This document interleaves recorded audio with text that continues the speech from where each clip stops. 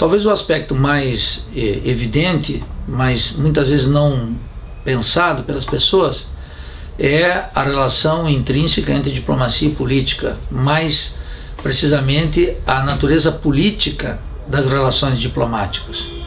E esse caso, tanto para a Bolívia quanto para o Brasil, diz muito menos a respeito do senador boliviano que se refugia na embaixada brasileira e muito mais dos interesses políticos que estão em jogo tanto no Brasil quanto na Bolívia. Dois países atravessados pela desigualdade e atravessados pelo conflito. O segundo lugar, uma reflexão importante sobre essa figura que não é reconhecida pelo direito internacional, que é uma instituição latino-americana, oriunda da Convenção de Caracas de 1954, que é o asilo diplomático, que não tem lastro no direito internacional. No direito internacional vigora o asilo territorial, algo substancialmente diferente. Nesse contexto, é preciso registrar que a Bolívia sequer é signatária dessa Convenção de 1954, que instituiu a figura do asilo diplomático, de tal maneira que a Bolívia não tem por que segui-lo. Em terceiro lugar, o aspecto absolutamente ilegal, isso nos diz respeito, da atitude do encarregado de negócios na embaixada boliviana, razão pela qual, com toda a propriedade, o chanceler brasileiro já não tinha mais condições políticas de seguir no cargo e foi demitido pela presidente Dilma acertadamente. Não haveria nada mais o que fazer senão tirar Antônio Patriota, que, diga-se de passagem, lamentavelmente é um chanceler que afirmou, antes mesmo de assumir esse importante cargo ministerial, que mantinha com os Estados Unidos relações sentimentais, algo que em qualquer lugar do mundo, nos Estados Unidos, na Europa, no Japão, na China ou em países latino-americanos soberanos, ele renderia, obviamente, uma demissão sumária ou cancelamento da sua indicação para ministro. Nenhum ministro de um país latino-americano que sofre as pressões cotidianas dos Estados Unidos pode ter relações sentimentais com os Estados Unidos. De maneira que esse episódio da Bolívia, muito menos grave, ainda que muito grave, do que essa declaração de amor do ex-embaixador, o ex-chanceler Antônio Patriota, corrige um aspecto fundamental da diplomacia brasileira. Na verdade, abre as portas para que nós tenhamos uma diplomacia efetivamente soberana, efetivamente interessada em defender os interesses brasileiros e que abra uma nova perspectiva para todos nós. Que ilegalidades foram cometidas nesse caso?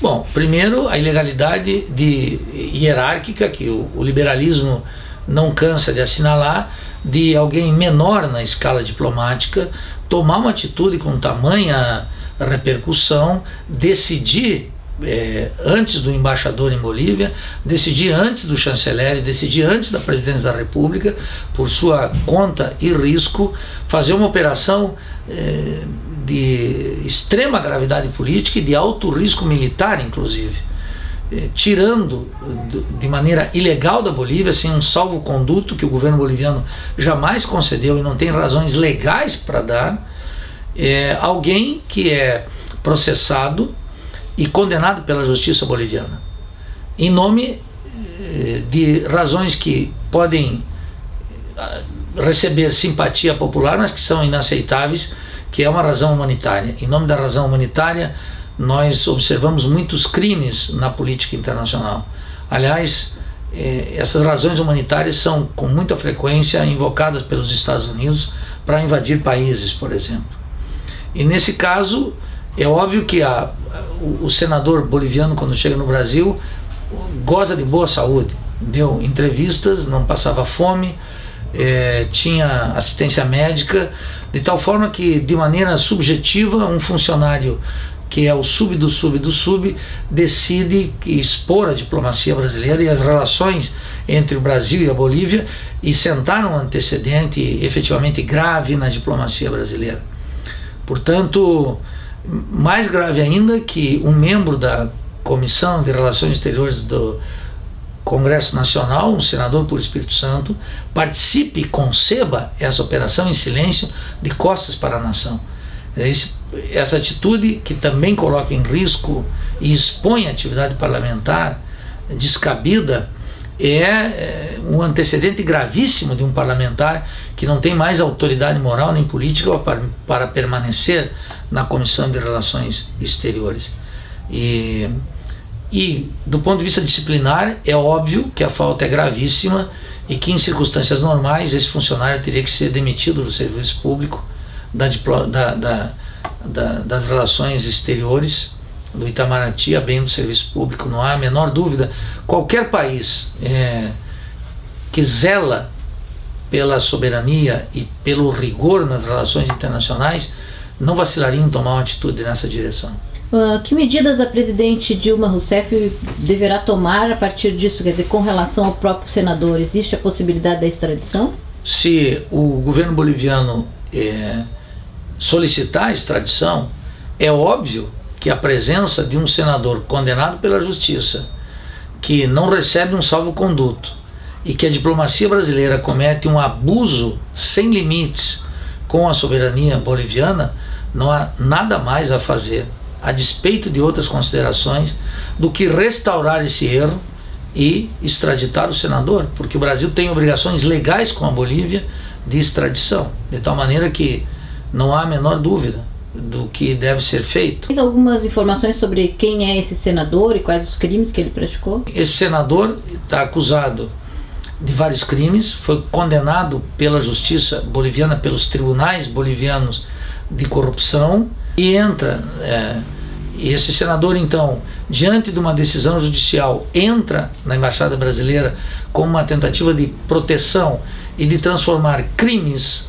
comuns previstos na legislação boliviana num asilo político e inaceitável. É óbvio que se trata de um senador que se opõe fortemente às posições do presidente Evo Morales, mas isso não nos diz respeito. Isso é um conflito interno boliviano e sobre o qual nós não devemos opinar. Esse é um caso interno entre um senador e um presidente que absolutamente não pode entrar no cálculo brasileiro para conceder um asilo que nós não temos, que a Bolívia não tem obrigação de respeitar porque não é signatária da Convenção de Caracas de 1954, e que colocou efetivamente em risco a seriedade da diplomacia brasileira.